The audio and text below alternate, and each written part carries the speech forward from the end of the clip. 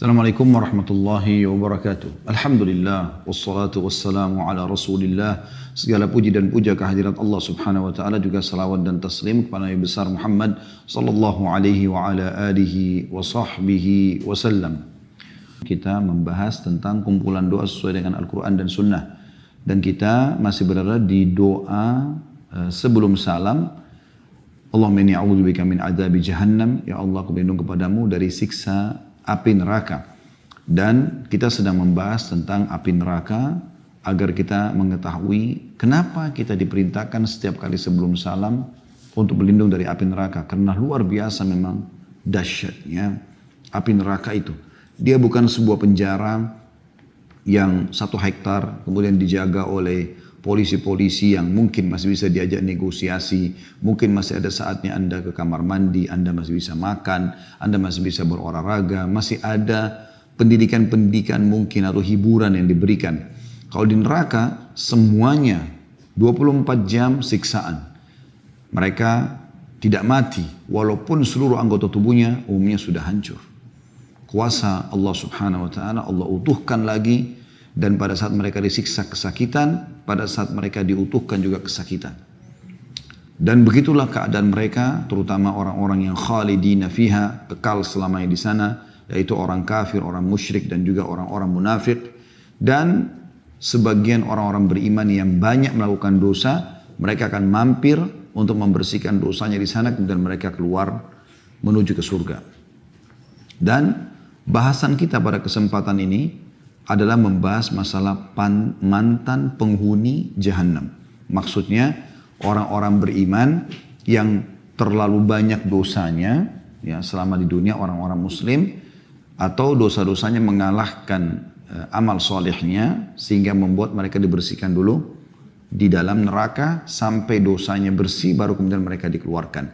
Dan nanti ini menjadi sebuah dalil yang sangat kuat bahwasanya orang beriman walaupun dalam hatinya ada seperti biji sawi dari keimanan, maka tidak akan kekal dalam api neraka. Jadi yang kekal hanya orang-orang kafir, orang musyrik, dan orang munafik.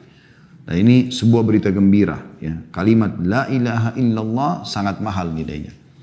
Makanya Allah subhanahu wa ta'ala mengatakan dalam Al-Quran, A'udhu billahi minasyaitonir rajim, wa la tamutunna illa wa antum muslimun. Dan jangan pernah kalian meninggal dunia kecuali dalam keadaan Islam. Kita akan masuk teman-teman di bab 22, semoga Allah berkahi mantan penghuni jahannam. Hadits nomor 53 dari awal kita belajar berbunyi Hudzaifah radhiyallahu anhu menuturkan sabda Rasulullah sallallahu alaihi wasallam, la yukhrijullahu minan nari qauman muntinin qad mahashathumun nar fayadkhuluna al-jannata bi syafa'ati syafi'in yusammuna fiha al-jahannamiyun. Allah benar-benar akan mengeluarkan dari neraka satu kaum yang sudah berbau busuk karena luka yang ada pada mereka yang telah terbakar api neraka. Lalu mereka masuk surga dengan syafaat atau pertolongan orang-orang yang diizinkan memberi syafaat. Mereka berada di surga dan dinamakan dengan jahannamiyun. Hadis ini diriwayatkan oleh Ahmad, Ibnu Abi Asim dalam As-Sunnah dan juga dihasankan oleh Al-Albani dalam Dhilal Al-Jannah. Hadis ini teman-teman sekalian memberikan gambaran kepada kita bagaimana, sebagaimana saya bilang tadi di pembukaan, ada orang-orang beriman yang dosa mereka atau orang-orang muslim yang dosa mereka lebih berat daripada amal solehnya. Sehingga pada saat ditimbangan amal, mereka nggak bisa lolos masuk ke dalam surga. Semoga kita tidak termasuk dalam ini tentunya. Kita berharap masuk surga dari awal tanpa hisab. Dan Allah berikan derajat tertinggi. Dan Anda yang ikuti ceramah kita ini teman-teman masih punya peluang untuk meraih itu selama Anda masih diberikan detik-detik hidup. Seperti hari ini adalah sebuah bonus yang jangan disia-siakan. Berbanyak taubat kepada Allah subhanahu wa ta'ala sampai menjelang malam sebentar. Dari Anda duduk sekarang mendengarkan ceramah ini. Astagfirullah wa atubu ilaih. Mohon ampun atas semua kesalahan Anda. Renungi semua dosa yang Anda lakukan. Minta agar Allah bersihkan semuanya. Dan berharap mendapatkan sabda Nabi SAW. At-taubat tajubu ma qablaha. Taubat akan membersihkan semua kesalahan yang lalu. Kalau Anda beramal saleh, maka sekarang tinggal dijaga lagi, rutinkan. Seperti sore hari begini, sholat asar, kemudian zikir petang ya. Sebentar jangan luput maghribnya, ada qobliyah maghrib, ada ba'diyah maghrib. Kemudian juga kalau Anda ada waktu lowong, Anda bisa duduk sampai isya di masjid, menunggu misalnya atau Anda mengaji tadarus di rumah. Ya. Kemudian Isya juga sama, ada Qobliyah Isya, ada Ba'diyah Isya. Maksimalkan itu, kemudian Anda istirahat nantinya. Kemudian Anda jangan luputkan sholat malam. Kalau Allah masih hidupkan lagi besok, Alhamdulillah, kita ulangi lagi kebaikan-kebaikan kita, supaya terus terisi dengan amal-amal saleh. Ya. Kemudian kita juga mengambil pelajaran yang lain, bahwasanya ini rahmat Allah yang luas. Bagaimana Allah subhanahu wa ta'ala dengan rahmatnya yang Allah sendiri mengatakan wa rahmati qad ghalabat ghadabi dalam hadis qudsi, ya, yaitu rahmatku telah mengalahkan murkahku. Dan ini rahmat Allah subhanahu wa ta'ala. Bagaimana orang yang sudah bermaksiat kepada dia disiksa lalu dikeluarkan, itu pun masih bisa masuk ke dalam surga. Dan ini luar biasa. Kesuksesan yang sebenarnya, saudaraku seiman, adalah firman Allah subhanahu wa ta'ala. A'udhu billahi minasyaitonir rajim, faman zuhziya 'anil nari wa udkhilal jannata faqad faz. Wa mal hayatud dunya illa mata'ul ghurur. Siapa yang berhasil diselamatkan dari neraka lalu dimasukkan ke dalam surga, dia telah menang, beruntung. Dia telah berhasil, dia telah sukses. Dan ketahuilah, kehidupan dunia ini hanya sesuatu yang menipu saja. Kalau orang, teman-teman sekalian, di dunia selalu tolok ukurnya, kalau Anda muslim tapi Anda pegangan seperti orang-orang kafir, targetnya adalah dunia saja. Penilaian sukses itu hanya karena harta, hanya karena pakaian, hanya karena mobil, hanya karena jabatan, hanya karena titel-titel akademik. Ini semua, saudaraku seiman, pikiran orang-orang non-muslim. Bagi seorang muslim bukan itu. Bahkan kata Nabi SAW, siapa yang tiba di pagi hari, sementara hammuhu, niatnya, targetnya dunia, maka Allah akan memecahkan urusan-urusannya, mempersulit. Dan Allah akan menjadikan kemiskinan di depan matanya. Serta tidak akan datang kepada dia dari dunia kecuali yang sudah dicatatkan saja. Dan siapa yang tiba di pagi hari, targetnya dia, niatnya adalah akhirat, maka Allah akan satukan urusannya. Allah akan mudahkan dan selesaikan. Allah akan jadikan kekayaan itu dalam hatinya. Dan dunia akan datang kepada dia dalam kondisi terhina. Beda sekali. Ini setiap tiba pagi hari. Jadi bagaimana teman-teman sekalian kita memahami target utama seorang muslim justru sukses nanti masuk ke dalam surga. Anda masih ingat bagaimana mayoritas penghuni surga justru orang-orang miskin, sampai surga mengatakan, ya Allah, kenapa tidak masuk ke dalam kecuali orang-orang miskin dan orang-orang yang dianggap remeh, gitu kan? Maka Allah mengatakan, kau rahmatku yang aku karuniahi, yang aku balas orang-orang yang taat kepadaku denganmu. Gitu kan? Bukan berarti orang kaya tidak masuk ke dalam surga. Masuk ke dalam surga. Abu Bakar orang kaya. Abdurrahman bin Auf orang kaya. Utsman bin Affan orang kaya. Nabi SAW sendiri juga termasuk orang yang punya kemampuan. Beliau punya harta dari harta rampasan perang yang Allah SWT mudahkan buat beliau dari Khaybar, gitu kan? Dan dari peperangan-peperangan yang lain sallallahu alaihi wasallam. Tapi beliau lebih suka hidup sederhana sallallahu alaihi wasallam. Jadi target kita bukan itu. Tapi bagaimana teman-teman semua yang di benak kita ini, kita selamat dari neraka di hari kiamat nanti. Karena sesuatu pemandangan yang sangat menakutkan. Api yang bergejolak besar, gitu kan. Sampai sebagian salafus saleh dari tabi'in, mereka kalau lihat gejolak api, mereka sampai mengulang-ulangin ayat Al-Quran. Sami'u laha tagayjuzan wa dhafira. Kalau dilihat ke neraka itu maka didengarkan suara gemuruhnya dan letupan-letupannya. Maka mereka mengulang-ulangi sampai mereka pingsan. Karena takutnya dengan api neraka itu. Dan takut dengan apa yang Allah perintahkan kita untuk takut adalah berarti takut kepada Allah. Bukan seperti pemahaman sebagian orang, oh kalau kita takut pada neraka berarti kita bukan takut kepada Allah. Tidak, yang suruh takut pada neraka kan Allah. Dalam surah At-Tahrim kan Allah mengatakan, itu surah nomor 66 ayat 6 kan. A'udzubillahi minasyaitonirrajim. Ya ayyuhalladzina amanu qu anfusakum wa ahlikum nara. Hai orang beriman, selamatkan dirimu. Artinya kau harus takut dari api neraka. Yang bahan bakarnya manusia dan batu. Waquduhan nasu wal hijarah. Gitu kan. Al-ayah. Jadi memang kita harusnya khawatir dengan neraka tersebut dan bagaimana surga menjadi target utama kita. Subhanallah, orang kalau jadikan surga target utamanya, dia akan jadi orang baik. Karena untuk ke surga semua amal-amal baik kan. Jujur, amanah, tanggung jawab, berbakti sama orang tua, berbuat baik sama orang. Apalah ya, silaturahim keluarga, jenguk orang sakit, ziarah kubur. Semua kebaikan-kebaikan. Dan untuk menjadi ahli neraka, ya semua pelanggaran-pelanggaran yang memang juga secara fitrah manusia tidak suka.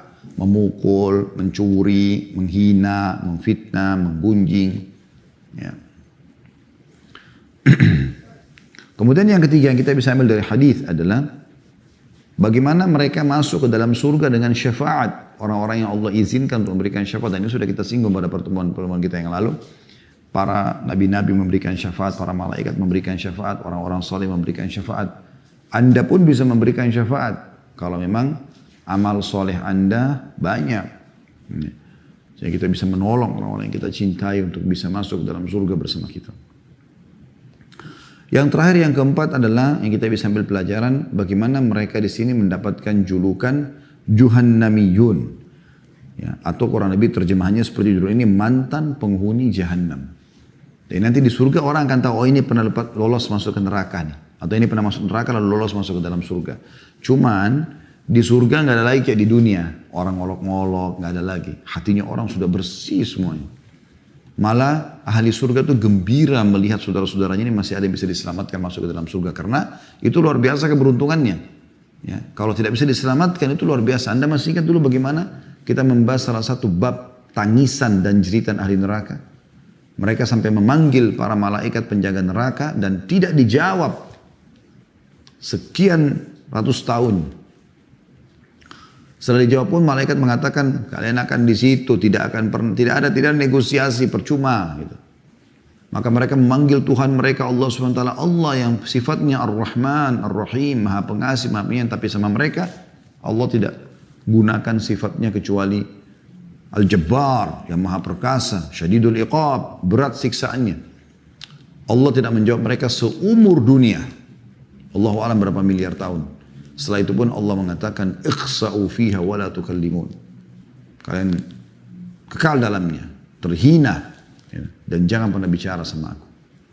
Maka kata Nabi SAW, mereka pun akhirnya menyesal, menangis, dan air mata mereka kalau diletakkan di atasnya kapal laut, maka kapal laut itu bisa ya, mengalir, berjalan di atas air mata mereka, dan mereka akan menangis sebagai pengganti keluarnya air mata, darah. Nah, ini kenapa teman-teman sekalian? Gara-gara pelanggaran-pelanggaran agama. Kalau Anda tidak ke diskotik, tidak ke karaoke, tidak ke bar, tidak mabuk-mabukan, tidak narkotika. Kenapa? Matanya buta, telinganya copot? Enggak kan? Lalu kenapa Anda harus lakukan?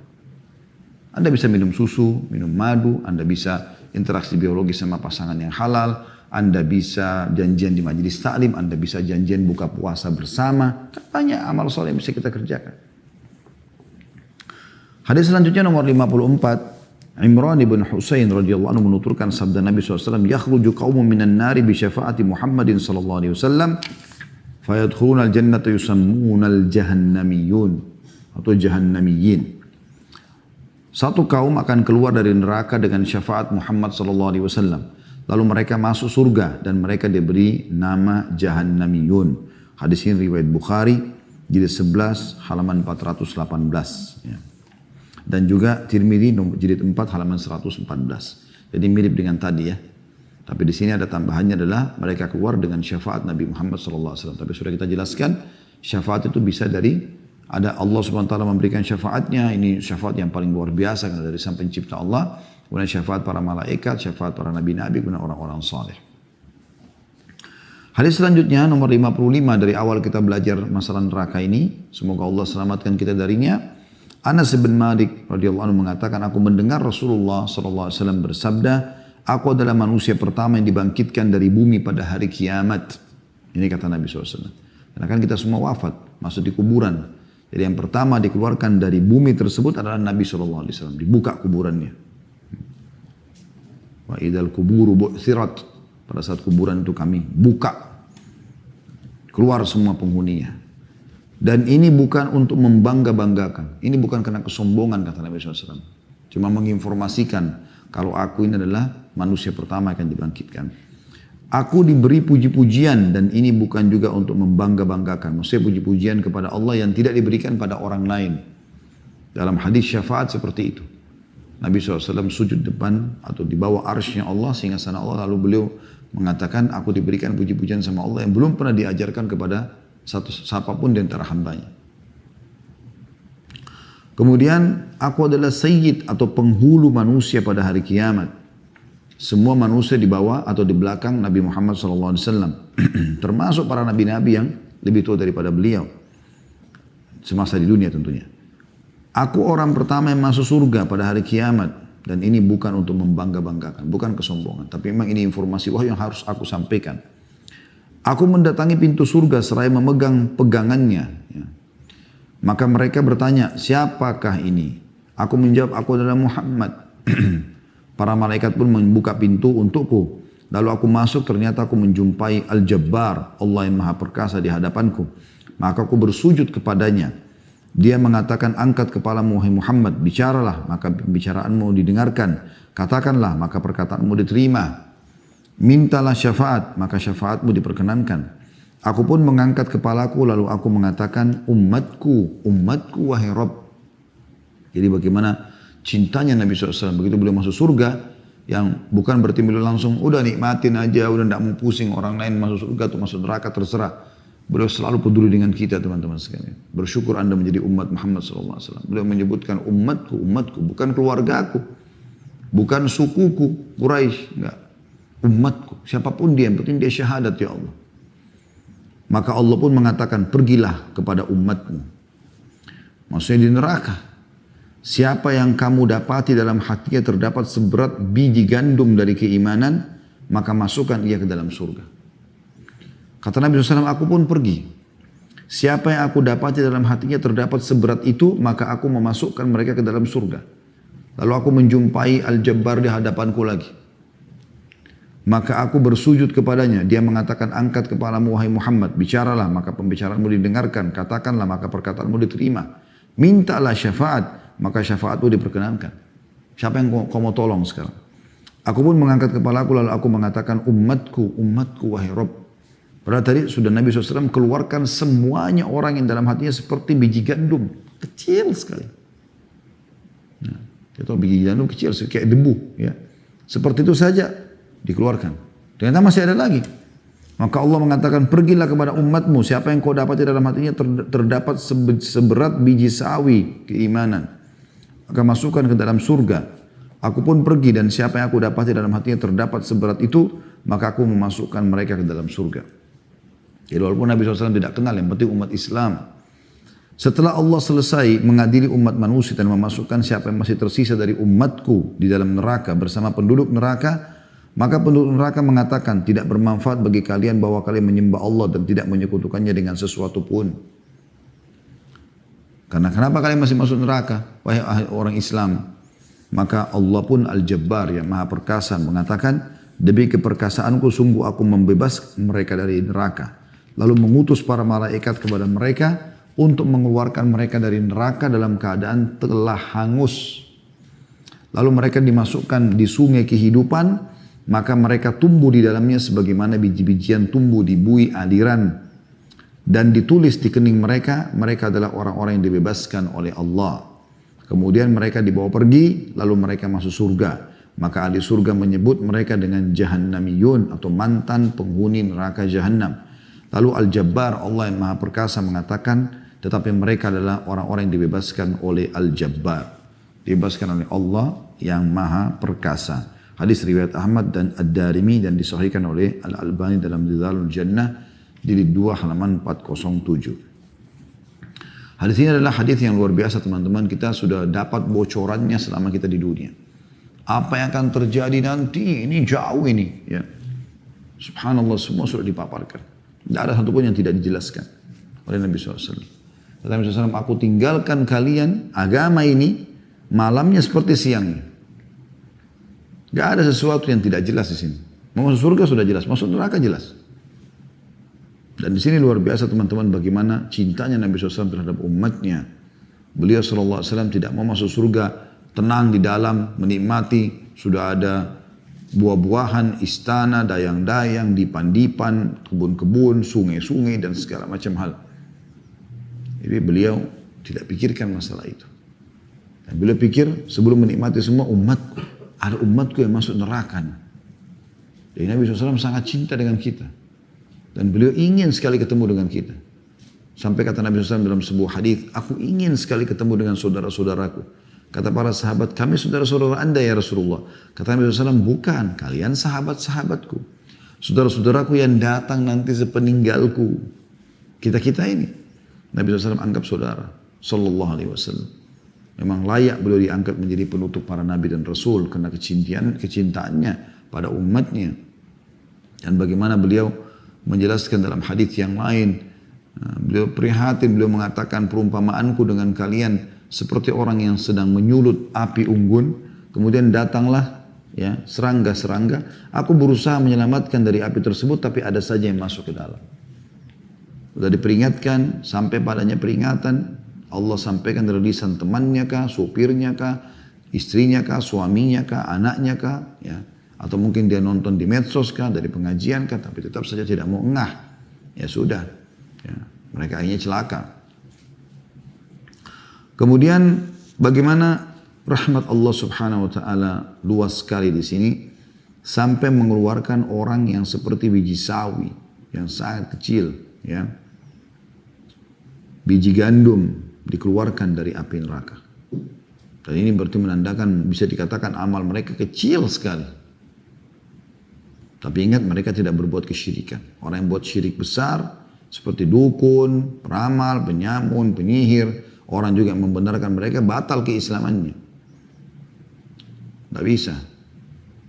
Makanya di sini dalam hadits ini ada disebutkan pada saat sudah dikeluarkan umat Muhammad SAW yang seperti dalam hatinya biji sawi dari keimanan, tersisa orang yang tidak ada keimanannya sebesar itu. Karena lebih kecil lagi amal solehnya. Maka ahli neraka dari orang-orang kafir mengatakan, nggak bermanfaat iman kalian kepada Allah dan kalian tidak menyekutukannya dengan sesuatu. Nah, berarti ada bahasa menyekutukannya. Kapan anda berbuat kesyirikan, apalagi syirik besar, percuma. Tidak dapat yang ini. Gitu. Jadi ini usatul mu'minin, orang-orang beriman tapi masih melakukan perbuatan dosa. Dan mereka tidak merusak tauhidnya. Nah dikeluarkan nanti, karena Allah SWT mendengar perkataan orang-orang kafir itu, Allah mengatakan demi keperkasaanku aku keluarkan mereka dari api neraka. Maka dikeluarkan semua orang-orang muslim dari api neraka. Tidak satu pun tersisa. Tetapi dikatakan sementara mereka dalam keadaan telah hangus. Makanya teman-teman kalau ada yang anda dengar mengucapkan, atau mungkin ada di antara anda pernah mengucapkan, enak dong jadi muslim. Gak apa-apa deh kalau kita buat dosa aja, toh nanti juga masuk surga. Ini kebodohan. Dia belum tahu bagaimana dahsyatnya disiksa di neraka, dan dia belum tahu ya berapa lama dia akan disiksa. Karena potongan hadis ini sudah cukup dikatakan, dan Allah pun mengutus para malaikat yang mengeluarkan mereka dari api neraka dalam keadaan telah hangus. Ya. Bukan dikatakan dalam keadaan mereka misalnya terlilit api atau tersengat atau mungkin terluka kecil, enggak. Hangus artinya sudah terbakar belang. Lalu kemudian mereka dikeluarkan. Kemudian pelajaran lain juga kita lihat, mereka akan ditaruh di sungai kehidupan. Dan sudah pernah kita singgung pada pertemuan-pertemuan yang lalu. Ada sebuah sungai Allah letakkan di depan surga, khusus dikenal dengan Nahrul Hayat atau sungai kehidupan, di mana orang-orang mantan ahli neraka ini, karena mereka luka-luka gitu kan, tentu kita tahu bagaimana orang yang habis disiksa, hangus lagi di sini dikatakan. Mereka belang-belang, luka-luka segala macam, maka mereka ditaruh di sungai kehidupan tersebut, lalu ahli surga ikut memercikan air, ya, karena gembira saudara-saudaranya masih bisa selamat, sampai mereka tumbuh, kata Nabi SAW, seperti biji-bijian yang ada di saluran air. Dalam riwayat lain dikatakan, tidakkah kalian lihat yang kena cahaya kekuning-kuningan, cahaya matahari yang tidak kena itu kehijau-hijauan, dan sangat lemah. Nah seperti itu keadaan mereka. Kemudian juga yang terakhir kita ambil dari hadis ini adalah bagaimana Allah Subhanahu wa taala mengubah nama mereka yang tadinya jahannamiyun atau mantan penghuni neraka, diganti oleh Allah Subhanahu wa taala dikatakan utaqaul jabbar, riwayat lain utaqaur rahman. Mereka adalah orang-orang yang diselamatkan oleh Zat yang Maha Perkasa atau Maha Pengasih. Hadis selanjutnya di 56, Zaid Al-Faqir mengatakan kami berlalu di Madinah, ternyata Jabir bin Abdullah radhiyallahu anhu menuturkan hadis dari Rasulullah SAW pada satu kaum dengan duduk bersandar pada tiang. Jadi Jabir bin Abdullah sedang menceritakan. Ternyata ia menyebutkan tentang jahannamiyun atau orang-orang mantan neraka jahannam tadi. Maka aku mengatakan kepadanya, wahai sahabat Rasulullah, apakah yang anda ceritakan ini? Sedangkan Allah Subhanahu wa taala berfirman, Rabbana innaka man tudkhilin nara faqad akhzaita wa ma lidh-dhalimin min ansar. Ya Rabb kami, sungguhnya barang siapa yang kau masukkan ke dalam neraka maka sungguh telah engkau hinakan ia. Surah Al-Imran 192. Kemudian dalam surah Sajdah ayat 20 juga Allah berfirman, A'udzubillahi minasyaitonir rajim. Kullama aradu an yakhruju minha u'idu fiha. Setiap kali mereka hendak keluar daripadanya, mereka dikembalikan lagi ke dalamnya. Lalu apa yang akan anda katakan? Kata tabi'in ini Zaid Al-Faqir kepada Jabir bin Abdullah, sahabat Nabi radhiyallahu anhuma, dia dan ayahnya sahabat. Maka kita mengatakan radhiyallahu anhuma. Lalu Jabir mengatakan kepada Zaid Al-Faqir, apakah kau membaca Al-Quran? Zaid mengatakan iya. Lalu Jabir bertanya lagi, apakah kamu mendengar tentang maqam atau dalam kurung kedudukan Muhammad SAW yang untuknya Allah mengutusnya? Aku menjawab iya. Lalu Jabir mengatakan itulah maqam Muhammad SAW yang terpuji, yang dengannya Allah mengeluarkan siapa yang bakal dikeluarkan. Kemudian ia menggambarkan pemasangan sirat dan berlalunya manusia di atasnya. Lalu Zaid Al-Faqir mengatakan, aku khawatir bila aku tidak menghafal itu. Cuma ia menyangka bahwa satu kaum akan keluar dari neraka setelah mereka berada di dalamnya. Yakni mereka keluar seolah-olah hitamnya sumsum. Kemudian mereka memasuki sungai dari sungai-sungai surga. Lalu mandi di dalamnya, lantas mereka keluar seperti kertas. Hadis riwayat Muslim, jadi 3 halaman 50. Hadis ini teman-teman sekalian menggambarkan kepada kita bagaimana ahli neraka nanti akan dikeluarkan dari orang-orang beriman, kemudian akan masuk ke dalam surga. Gitu kan?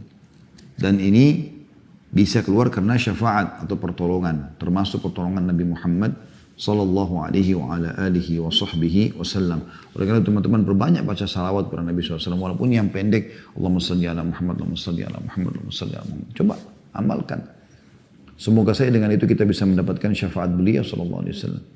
Ini pertolongan yang sangat mahal di saat orang sudah terlalu banyak dosanya dan dia harus dilemparkan neraka. Ya, tidak ada pertolongan bagi dia. Ya, tidak ada yang bisa tolong kecuali Allah SWT. Lalu Allah mengizinkan Nabi Muhammad SAW menolong dia. Ya, tentu karena adanya ya, hal yang berhubungan yang sangat baik antara dia sama Nabi SAW. Walaupun Nabi menyelamatkan siapa saja, tapi kalau anda coba membaca salawat lebih kepada Nabi SAW, maka itu sangat baik. Karena itu kata Nabi SAW. Siapa yang membaca salawat padaku, maka dia akan mendapatkan syafaatku. Gitu kan? Nah, ini termasuk hal yang jangan disia-siakan, terutama di hari Jumat. Terutama di hari Jumat. Baik, kita akan masuk teman-teman lanjutannya di bab 23. Tentang azab untuk orang yang amalnya bertentangan dengan ucapannya. Jadi dalam Islam kita dianjurkan kalau kita mengajarkan pada seseorang, baik itu mengerjakan sebuah perintah, kita usahakan mengamalkan dulu. Ya. Dan usahakan istiqamah. Kalau itu bukan sebuah perintah yang rutin harus, Anda bisa kerjakan walaupun sekali seumur hidup. Gitu kan. Yang penting Anda sudah kerjakan, baru Anda ajarkan kepada orang. Begitu juga pada saat melarang melakukan satu perbuatan salah, Anda juga usahakan menjadi orang yang pertama meninggalkannya. Kalau Anda terjerumus, Anda segera kembali. Gitu kan. Karena rahmat Allah luas, Allah akan bisa maafkan. Nah ini poin penting yang harus kita garis bawahi ya. Makanya Imam Malik rahimahullah pernah ditanya tentang hukum bebasin budak. Beliau tidak langsung menjawab. Beliau tunggu sekian lama, kemudian setelah lewat sekian banyak ya, hari-hari berlalu, lalu beliau menanyakan, siapa yang bertanya kepada saya beberapa waktu yang lalu tentang hukum pembebasan budak? Ada orang yang bertanya, situ murid beliau angkat tangan saya. Maka Imam Malik menjelaskan panjang lebar tentang keutamaan-keutamaannya. Setelah itu orang itu bertanya, wahai Imam, kenapa anda baru jawab? Saya tunggu dari itu hari. Kata Imam Malik rahimahullah, karena saya mengumpulkan uang dulu untuk beli budak dan saya bebaskan, baru saya ajarkan kepadamu. Jadi ini termasuk poin yang harus diperhatikan baik-baik. Ya. Judulnya bab 23 ini azab untuk orang yang amalnya bertentangan dengan ucapannya. Beliau mengangkat dalil pertama adalah surah Al-Baqarah ayat 44 yang berbunyi, Allah berfirman subhanahu wa ta'ala, A'udhu billahi minasyaitonir rajim, Ata'muruna an-nasa bil birri wa tansawna anfusakum wa antum tatluna al-kitab afala ta'qilun. Mengapa kamu suruh orang lain mengerjakan kebaikan sedangkan kamu melupakan diri atau kewajibanmu sendiri? Padahal kamu membaca Al-Qur'an, Al-Kitab, maka tidakkah kamu berfikir? Allah SWT menghardik di sini. Orang-orang yang ayo sholat, ayo puasa, tapi dia sendiri nggak kerjakan. Dan subhanallah memang di alam dakwah ini, di alam nasihat ya, untuk mengejar pahala-pahala yang Allah janjikan dalam mengajarkan kepada orang kebaikan, beda teman-teman. Efeknya beda antara praktisi dengan bukan praktisi. Kalau anda mengerjakan sholat malam, lalu anda ceramah tentang sholat malam, pasti berefek kepada orang yang anda sedang sampaikan. Karena anda praktisi, Allah berkahi. Kalau anda sendiri tidak pernah sholat malam, lalu anda ajarin orang di mimbar, khutbah Jumat atau di majelis ta'lim sibuk dengan sholat malam, padahal sebenarnya dia sendiri tidak pernah kerjakan, maka nggak berefek. Sebagus apapun retorika dia, selantang apapun suaranya. Nanti orang cuma mengatakan paling jauh, bagus ya, selesai. Tapi subhanallah Allah berikan keberkahan bagi para praktisi. Kalau anda bersedekah dulu, baru anda ajarkan kepada orang, itu luar biasa itu. Luar biasa gitu, ya. Selanjutnya beliau juga mengangkat Al-Kahfi 103 sampai 104. A'udzu billahi minasyaitonir rajim. Qul hal nunabbi'ukum bil akhsarina a'mala alladziina dhalla sa'yuhum fil hayatid dunya wa hum yahsabuna annahum yuhsinuna sun'a. Katakanlah, apakah akan kami beritahukan kepadamu tentang orang-orang yang paling merugi perbuatannya, yaitu orang-orang yang telah sia-sia perbuatannya dalam kehidupan dunia ini, sedang mereka menyangka bahwa mereka berbuat sebaik-baiknya. Jadi di sini orang yang rugi adalah orang yang tahu ngajarin orang tapi dia sendiri tidak mengerjakan. Termasuk dalam hal ini teman-teman sekalian ya, kaidah sederhana, kalau ada peluang mengerjakan sebuah amal soleh, anda kerjakan dulu baru ajak orang. Maksudnya adalah jangan biarkan orang lain meraih pahala itu anda sendiri tidak. Saya pernah kasih contoh tuh dalam bab sholat misalnya saf pertama. Saya masih bingung dengan orang yang selalu mengatakan silakan pak, silakan pak. Kurang lebih mungkin sepekan yang lalu saya pernah sholat subuh di masjid dekat rumah.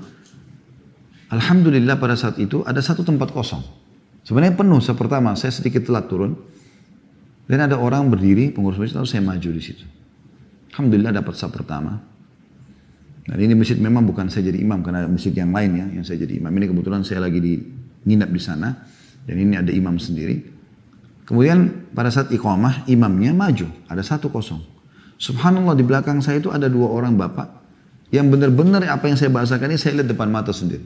Silakan pak, silakan pak, silakan. Saling mempersilakan untuk meraih pahala saf pertama. Padahal kata Nabi SAW, Allah dan malaikatnya mengucapkan salam ya, kepada orang yang berada di saf-saf pertama. Kenapa anda persilakan orang lain yang masuk? Kenapa anda nggak masuk dulu? Kalau ada masih lowong, anda persilakan orang lain. Ada orang lain minta bantuan, kenapa bukan anda yang bantu? Baru kemudian anda persilakan orang lain. Juga contoh yang lain mungkin yang perlu kita jadikan sebagai pelajaran. Saya melihat kadang-kadang ada orang di antara kita yang sering kali melihat temannya melakukan satu perbuatan baik. Sebenarnya dia juga bisa melakukan, tapi dia tidak mau ikutan. Misal contoh, anda lagi di mobil sama teman bersebelahan. Ada orang miskin ketuk pintu mobil, kaca mobil. Lalu anda mau lihat keluarkan uang misalnya 5.000 atau 10.000 rupiah. Tiba-tiba teman anda yang bawa mobil keluarkan juga uang. Umumnya apa yang terjadi? Kita batalkan niat untuk bersedekah karena kita pikir teman kita sudah kasih. Kenapa akhi dan ukhti? Kenapa kita biarkan hanya dia mendapat pahala? Kenapa anda nggak titipkan sekarang ini dari saya? Kalaupun anda berikan lebih besar daripada teman anda itu. Kenapa melihat orang meraih surga dan derajat-derajat yang tinggi dan Anda tidak mendapatkannya. Harus direnungi masalah ini.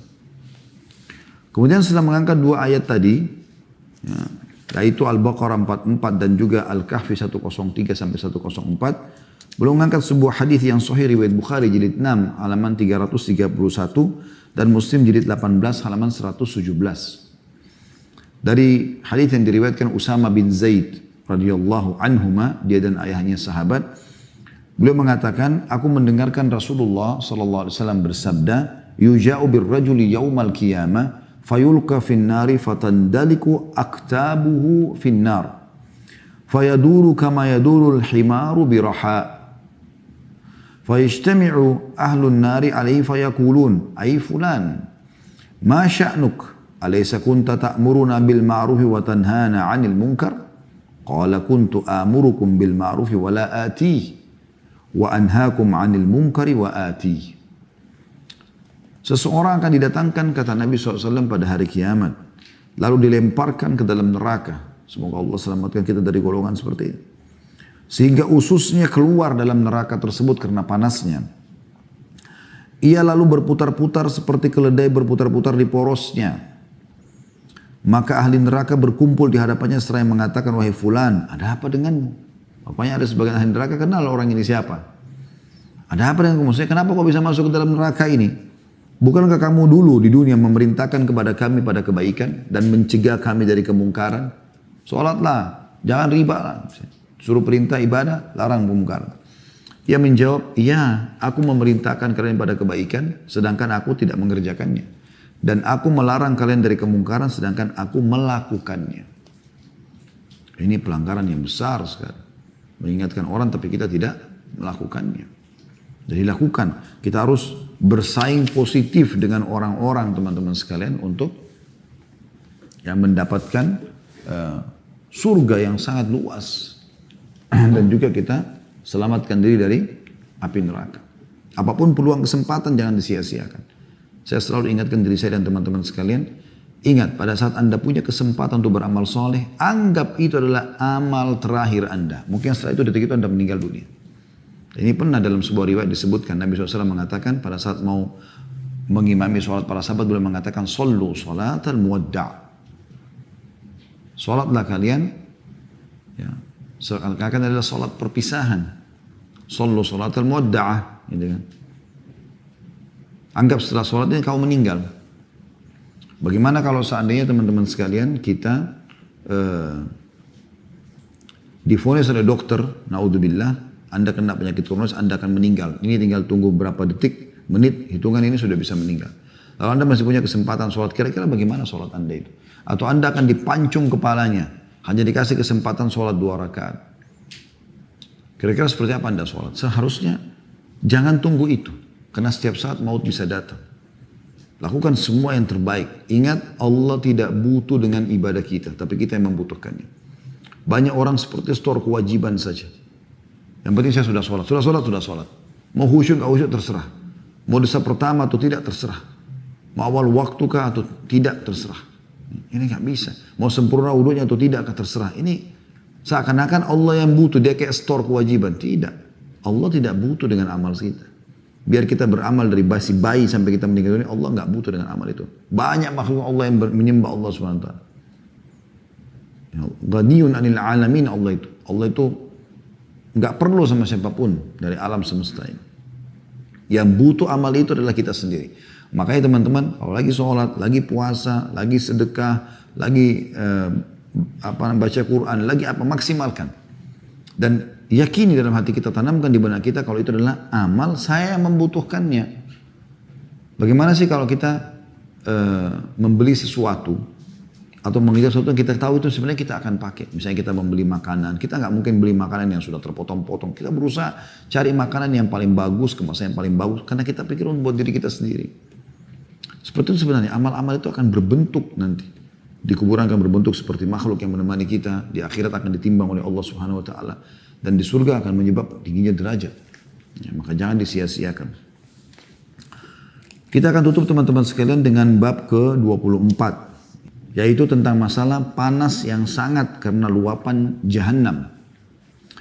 Apa yang akan kita baca nanti ini teman-teman sekalian menandakan keberadaan jahanam bisa dirasakan.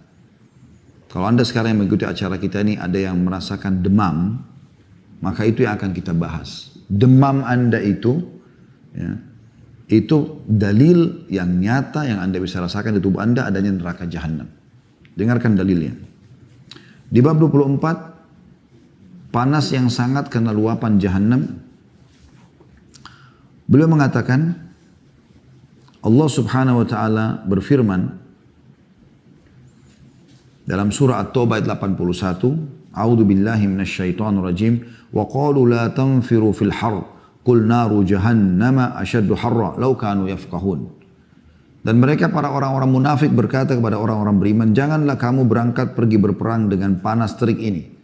Ini pada saat Nabi SAW mau mengajak sahabat untuk menuju ke Tabuk, ya, setelah pembebasan kota Mekah, setelah perang Hunain. Peperangan terakhir Nabi SAW namanya perang Tabuk.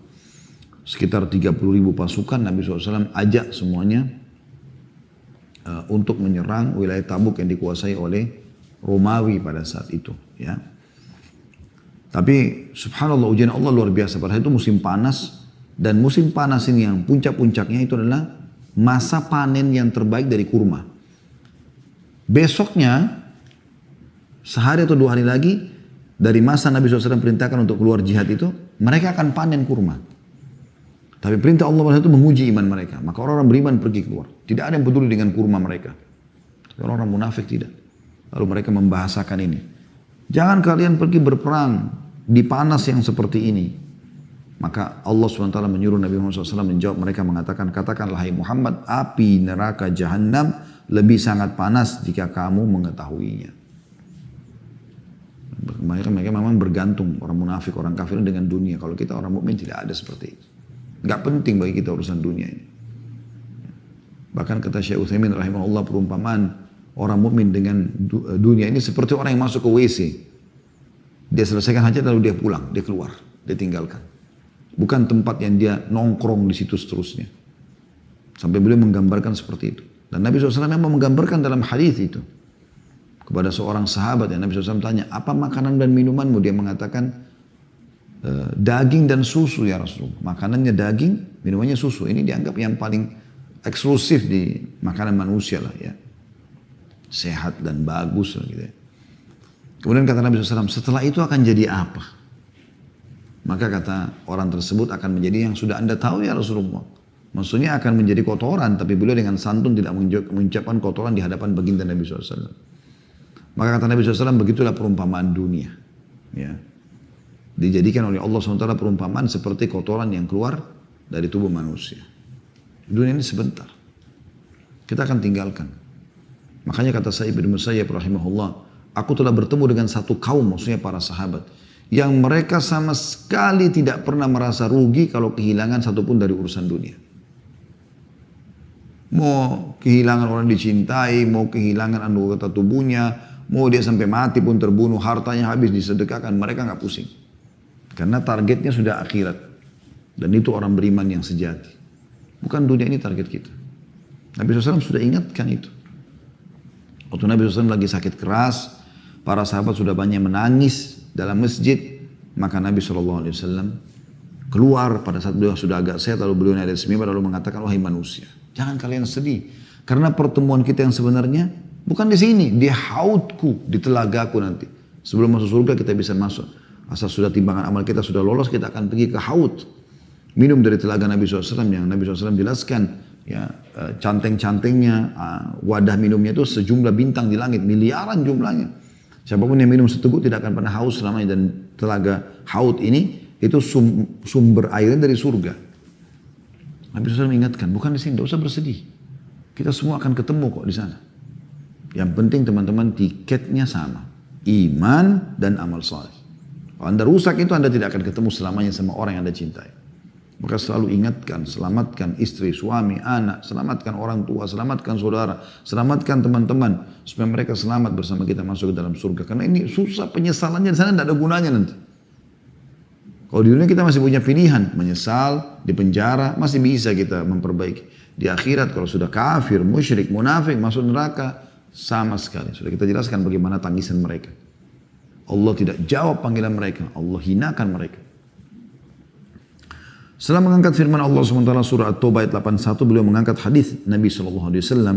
Dan ini hadis urutan 58 dari awal kita belajar bab neraka ini. Semoga Allah selamatkan kita darinya. Adalah hadis Abu Hurairah radhiyallahu anhu. Beliau meriwayatkan sabda Rasulullah SAW, tunggulah hingga waktu teduh untuk mengerjakan sholat, karena panas yang sangat itu berasal dari luapan api neraka Jahannam. Hadis riwayat Bukhari, jilid 6 halaman 330, dan Muslim jilid 5 halaman 118. Jadi pernah terjadi di zaman Nabi SAW, pas mereka mau sholat duhur, dan kebetulan masjid Nabi SAW itu tidak ada atapnya. Ya, kalau kita lihat gambaran yang dinukil ya tentang masjid Nabi SAW itu tidak ada atap. Apalagi Madinah memang jarang sekali hujan ya, sesekali hujan gitu ya. Maka terbuka sekali. Tidak ada atap di atasnya, cuma ada dinding saja. Nah, satu waktu beliau mau sholat sama para sahabat di siang bolong. Biasanya kalau di Saudi lagi panas-panasnya, waktu kami di sana itu bisa sampai 50 derajat ya, panas sekali. Sampai bibir pecah-pecah, ya telapak tumit, telapak kaki, tangan juga kering ya. Jadi kita rasanya mau keluar tuh malas karena mataharinya panas, udaranya panas gitu ya. Tapi subhanallah pada saat itu Nabi SAW mengatakan khusus di waktu seperti itu ya. Karena panas sekali. Kalau zaman sekarang kan sudah ada AC segala macam. Kata Nabi SAW, tunggu hingga teduh sedikit. Jadi bukan pas di waktu duhur yang puncak-puncaknya panas sekali. Tunggu sebentar ya. Karena sesungguhnya panas yang sangat ini dari luapan api neraka. Berarti kita bisa rasakan. Kalau Anda rasakan teriknya matahari yang panas, itu luapan api neraka. Sudah digambarkan oleh Nabi alaihi salatu wassalam. Bagaimana kita nggak perlu tahu masalah itu. Tapi kita sudah dapat bocorannya. Dan ulama mengatakan subhanallah, hampir seluruh ilmuwan yang mengadakan penelitian, baik itu di luar angkasa, baik itu di atas bumi, baik di kedalaman lautan adalah orang-orang ateis. Walaupun mereka Nasrani atau Yahudi, tapi mereka ateis, tidak yakin sama Allah SWT. Allah buat mereka menggali ilmu yang dalam sampai akhirnya mereka mengadakan penelitian dan mentok di sebuah titik mereka akan mengatakan ini luar biasa. Artinya memang ini ada penciptanya. Orang beriman tidak butuh itu karena kita sudah yakin semua. Kuasa Allah Subhanahu wa taala. Hadis selanjutnya, hadis nomor 59. Bunyinya dari Abu Hurairah radhiyallahu anhu, beliau meriwayatkan sabda Rasulullah SAW, neraka mengadu kepada Rabbnya dengan mengatakan, wahai Rabbku, sebagianku memakan sebagian yang lain. Panas ini. Jadi panas sebelah sisi ini membakar panas yang sini. Sini membakar yang sini. Panas. Sebagianku memakan sebagian yang lain. Maka Allah mengizinkan untuknya dengan 2 nafas. Neraka bisa bernafas. Makhluk Allah subhanahu wa ta'ala yang luar biasa. Bukan bangunan seperti penjara kita yang tidak bisa berbicara dindingnya. Neraka bisa berbicara dengan Tuhannya. Allah izinkan bernafas 2 kali. Kata Nabi SAW, nafas di musim panas dan nafas di musim dingin. Sehingga kalian mendapatinya sangat panas dan mendapatinya sangat dingin. Hadis ini diriwayatkan Bukhari jilid 6 halaman 330, Muslim jilid 5 halaman 119. Artinya teman-teman sekalian, mungkin Anda bisa pernah rasakan musim panas yang sangat ya, terutama di wilayah-wilayah memang yang ada ini. Kayak di Saudi, di Madinah dulu itu kami rasakan kalau musim panas, panasnya luar biasa sampai tadi saya bilang antara 45 sampai 50 derajat ya biasanya. Kalau di musim dingin itu dingin sekali. Sampai 4-5 derajat ya di waktu-waktu tertentu. Bahkan pernah turun es batu ya, seperti es batu di kota Madinah dulu di zaman kami. Jadi yang seperti ini kita bisa rasakan dan kita bisa kembalikan kepada riwayat Sahih Bukhari Muslim ini. Kalau itu adalah nafasnya neraka Jahannam. Boleh kita tutup teman-teman dengan tadi apa yang saya bahasakan. Di diri Anda sendiri yang Anda rasakan demam ya. Sekarang ini masa transisi biasanya dari musim hujan ke musim panas ya. Ini biasanya banyak orang yang flu, demam ya. Demam semua kita pernah rasakan. Diriwayatkan dari Ibnu Umar radhiyallahu anhu sabda Rasulullah SAW, sakit panas yang sangat parah adalah berasal dari luapan Jahannam. Maka dinginkanlah dengan air. Hadis riwayat Bukhari jilid 6 halaman 330, Muslim jilid 14 halaman 195. Hadis ini teman-teman memberikan gambaran kepada kita bahwasanya demam pun yang kita rasakan itu dari luapan api neraka. Hanya saja kita tidak boleh menghinanya teman-teman. Karena pernah Nabi SAW mendatangi atau melihat seorang sahabiat beliau Lalu Nabi SAW menanyakan, ada apa dengan kau seperti ini? Kayak orang menggigil. Dia mengatakan, ya Rasulullah demam. Ya. Dan dia mencaci maki demam itu. Kata Nabi SAW, jangan kau caci maki demam itu. Karena sungguhnya demam itu betul-betul menggugurkan dosa-dosa seorang mukmin sebagaimana daun yang gugur dari pohon. Tapi jadi saksi bahasan kita ternyata kita bisa rasakan panasnya neraka jahanam. Dan kita tutup teman-teman dengan apa yang sudah kita bahasakan pada pertemuan-pertemuan yang sebelumnya ya. Bagaimana neraka jahanam itu bila kita berlindung kepada Allah darinya sehari 3 kali, riwayat lain 7 kali. Maka neraka akan mengatakan, ya Allah, langsung merespon pada saat itu, ya Allah, hambamu fulan berlindung agar tidak masuk ke dalamku, maka selamatkan dia. Dan kata Nabi SAW, tidak ada seorang hamba pun yang memohon surga 3 kali sehari atau 7 kali. Ya, kita lebih baik pilih yang 7 kali tentunya. Dan Nabi SAW setiap kali lewat ayat surga boleh minta masuk ke dalamnya, lewat ayat neraka boleh berlindung agar diselamatkan darinya. Maka surga akan mengatakan, ya Allah, hambamu fulan mohon agar masuk kepadaku, masukkanlah ia. Semoga kita termasuk jadi ahli surga dan kita selamatkan dari api neraka.